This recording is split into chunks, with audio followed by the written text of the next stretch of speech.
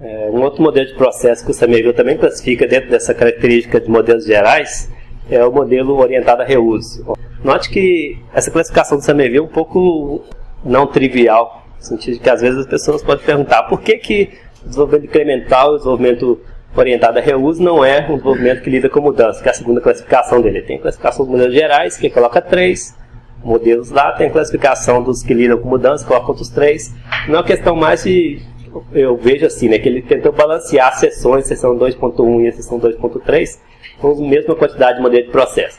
Mas não quer dizer que o modelo orientado a reuso não lide com mudança e o desenvolvimento incremental não lide com mudança. Na verdade, lidam sim. Talvez só o Cascata que considera menos a questão das mudanças. Mas os outros, de certa forma, consideram mudanças. Vamos ver qual que é a ideia geral do processo orientado a reuso, da engenharia de software baseada em reuso. Note que isso é só uma visão geral, mas as empresas têm que se adaptar o modelo para a sua realidade. Então, a filosofia geral em vez de eu desenvolver o sistema pensando numa nova demanda, desenvolver do zero, vou desenvolver o sistema pensando que eu já tenho um artefato que pode ser reusado. Então a ideia é eu tentar maximizar o uso de software pré-existente. Vamos considerar que eu já fiz vários sistemas, possivelmente vários sistemas no mesmo domínio daquela nova demanda. Então, por exemplo, vamos supor que a minha empresa seja especialista em desenvolvimento de sistemas de e-commerce, de comércio eletrônico. Já desenvolvi 5, 10, sei lá quantos sistemas de comércio eletrônico, vários clientes diferentes. E chega um novo cliente aqui, um novo supermercado, uma nova loja, que quer uma nova demanda, com a nova demanda de um outro sistema de comércio eletrônico. Eu já tenho um know-how sobre isso, já fiz vários sistemas, então por que eu vou começar tudo do zero, começar da especificação e requisitos? Talvez não valha a pena. Posso considerar que eu já tenho um número significativo de componentes reutilizáveis, e aí o meu processo vai se concentrar mais na localização desses componentes, que podem ser reusados, e na integração desses componentes que podem ser reusados. Então o processo se concentra mais nisso, na integração, localização e integração dos componentes, do que no desenvolvimento de componentes novos. A filosofia geral é inspirada, por exemplo, em outras engenharias. Por exemplo, se você pensar em hardware, isso faz todo sentido. Quando tem uma nova demanda de um novo equipamento, de um novo computador, por exemplo, vou pegar os vários componentes disponíveis, por exemplo, processador, memória, HD, e vou plugando e até ter o software configurado da maneira que o meu cliente pediu. Então, em outras áreas, isso faz todo sentido você pensar nisso, que não é criar tudo do zero, é pegar coisas que já estão prontas, conectar e criar um novo produto a partir de componentes reutilizáveis. Como que seria uma representação gráfica, modelo de processo para essa filosofia? Então, a ideia geral. Então, a ideia geral é você partir do pressuposto que você tem vários componentes reutilizáveis e aí você tem que trabalhar na localização e integração desses componentes. Então tem uma primeira atividade aí que é a análise de requisitos, que é parecida com o que a gente já viu nos outros modelos de processo. Cascata, por exemplo, incremental, tem essa ideia de você tem que em algum momento tentar saber o que é a demanda do cliente. Então isso não muda. O que muda é no segundo momento, que em vez de você começar a modelar uma nova demanda, você vai tentar identificar ou analisar os componentes existentes para ver se esses componentes atendem o que o cliente pediu. Então você vai lá e vê o que o cliente quer. Vamos supor que é um sistema de e-commerce. No sistema de e-commerce eu vou poder pagar com PayPal, cartão de crédito, com boleto. Então você vai lá, será que eu tenho algum componente que gerencia a parte de pagamento, que já dá suporte a esse requisito do cliente? Então eu tento identificar aí os componentes que eu já tenho desenvolvido, que tem lá no repositório de componentes utilizáveis, e se eu já encontrar alguma coisa pronta, eu vou reusar isso. Pode ser necessário eu alterar esse componente, pode ser necessário, ou pode ser mais desejável que a segunda atividade, na verdade, a segunda sendo para baixo, a terceira, que é a alteração dos requisitos. O que isso quer dizer? É que pode ser desejável, em vez de alterar o componente, eu tentar negociar com o cliente, a alteração dos requisitos. Em vez de alterar o código, eu alterar o que o cliente pediu. Mas espera aí, não dá para alterar o que o cliente pediu. Depende. Então vamos tentar dar um caso trivial aqui, só para vocês verem que é possível.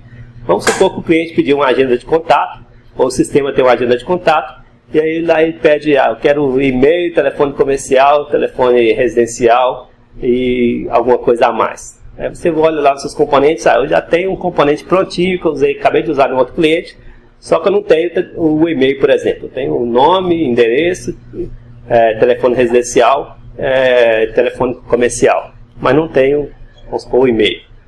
Mas espera aí, será que o cliente realmente precisa de um campo e-mail? Ele não pode usar um outro campo adicional, tipo observações, para colocar e-mail? Então você pode negociar isso com o cliente. Eu tenho já praticamente pronto o que você quer, mas eu não tenho campo e-mail. Se você aceitar usar o campo observações para colocar e-mail, eu vou reusar o que eu já tenho pronto, com isso eu te dou um desconto. Em vez do software custar, sei lá, 100 mil, vai te custar 90 mil.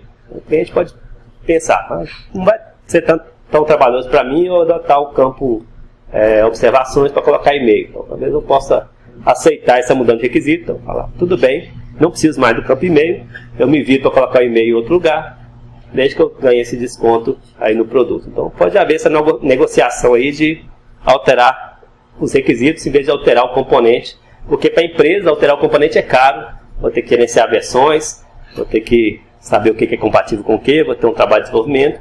Vale a pena para a empresa desenvolvedora tentar manter o componente reutilizável sem ter que criar novas versões. E pode valer a pena para o cliente também, se por exemplo ele ganhar um desconto e ele não vai, talvez o requisito não seja tão rígido assim, ele possa aceitar uma coisa um pouco diferente. Então tem essa atividade de alteração dos requisitos, se for possível. Se não for possível, ou tem alguma coisa ainda que não foi implementado, ou que o cliente quer e que você não tem disponível na sua biblioteca de requisitos, então tem a atividade típica aí que é projeto e implementação. Você tem que projetar o seu sistema e desenvolver o seu sistema para atender aqueles requisitos que não tinham sido atendidos. Um ponto aqui é o com reuso. Então, o desenvolvimento de novos componentes tem que pensar que no futuro aqueles componentes podem ser reutilizáveis. Então, é você não desenvolver simplesmente pensando naquele cliente específico, mas pensar de uma forma geral que você vai desenvolver para atender o seu cliente do momento, mas que pode ser usado para atender um cliente futuro. Então, por isso, desenvolver o projeto Sistema com Reuso, pensando que você vai projetar para um cliente, mas a filosofia da sua empresa é tentar maximizar o reuso. Então, se a filosofia é maximizar o reuso, tentar criar componentes que são gerais o suficiente para atender outras demandas futuras.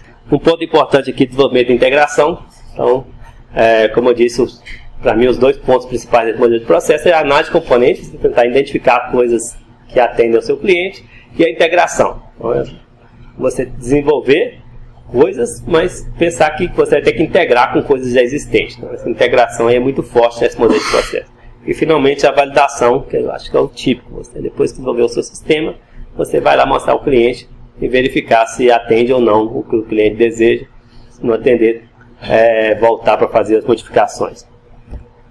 Eu já dei uma ideia geral, mas está documentado passo a passo aqui nos slides. Por exemplo, as duas primeiras atividades: analisar o componente e tentar identificar se existem componentes reutilizáveis que atendam o que o cliente solicitou.